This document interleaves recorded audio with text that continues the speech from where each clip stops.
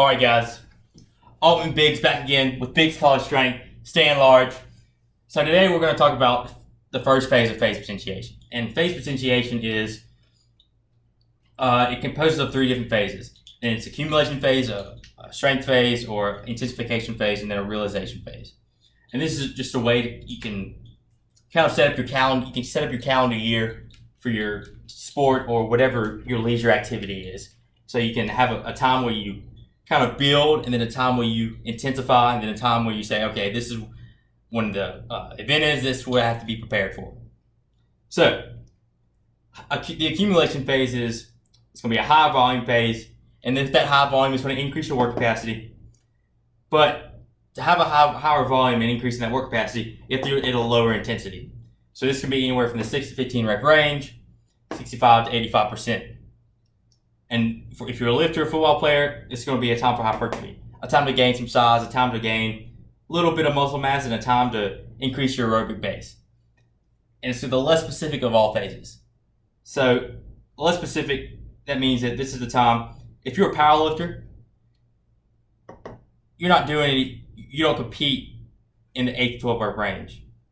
That's just not where you compete. So this is the time that you build more, you gain muscle mass. So in the end, when you do have to do those 1 rep maxes, you have more muscle mass, and a larger muscle can produce more force. Boom. And then you have accumulation. So accumulation is the bottom of the pyramid. And in order to have a tall pyramid, you have to have a large base, a wider base. And the wider the base is, the taller you can build that pyramid. So that's the point of the accumulation phase. It's building that base so that when you get to the intensification and realization phase, you can handle those volumes, you can recover from them. Now, let's look at how you can implement this into your programming. And if you're an athlete, how you can implement it into your everyday athletic activities. So this can last anywhere from 1 to 12 weeks. So let's look at the first week, or this first little section. This is strength training, hypertrophy, and this week it's starting at a 3x10. Say you just got done peaking for a powerlifting meet, or you just got off a program and it was a strength building program, and now you're going back to a little bit lower volume, but the point of this is to increase that volume you can do, increase the amount of load you can use, but not really increasing the intensity. Increasing the load without increasing the intensity.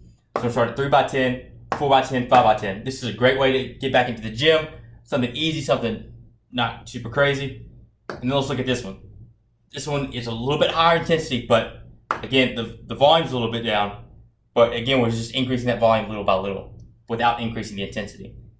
So week 1 is a 4x6, 4x7, 4x8. Small little changes make a massive difference. It takes a lot more. It increases the volume a lot more to take up the sets and reps than it does to increase the intensity.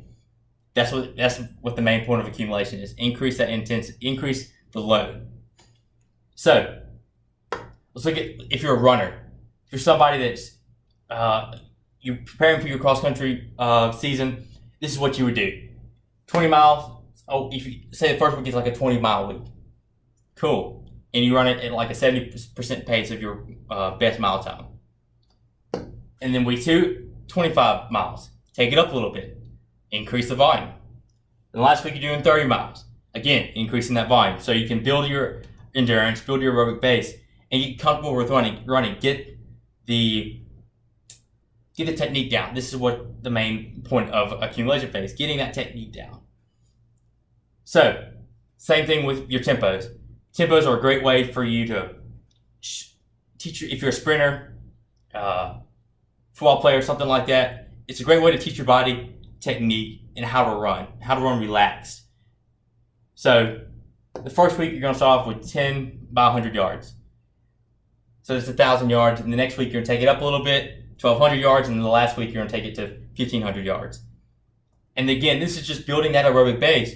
So when you get into the season and you have to run 20, 30, 40, 50 yards in a dead out sprint, and you only have 30 seconds to recover, this is what's going to help you to recover. Yes, this, which is going to be at the beginning of your training season, so in the summer, when you're training for this is going to benefit you. This will absolutely benefit you in this season. This is where it begins. This is, to a lot of elite athletes, they never miss out on their accumulation phase. Never. Because they know that that's the basis of their programming. That's what they have to have. They know without that, they will not get any better. They would not be able to maintain the strength that they have, or the endurance, or the speed that they have. Because this is where it all begins, at the accumulation, at the base. This is, if you're a beginner, this is where you start, at the base. Everybody wants to be, get my marker out.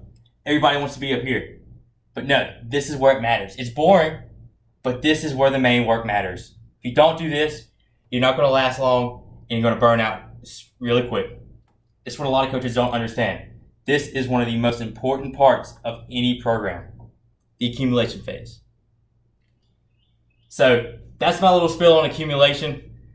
I'm going to have the other videos out about the other two phases a little bit later in the week, so we'll see when that happens. But thank you for listening. Thank you for tuning in. Like, comment, share, subscribe. If you have any questions, please, like I said, comment. You can follow me on Instagram at Big College Strength. And see y'all next time. Stay large.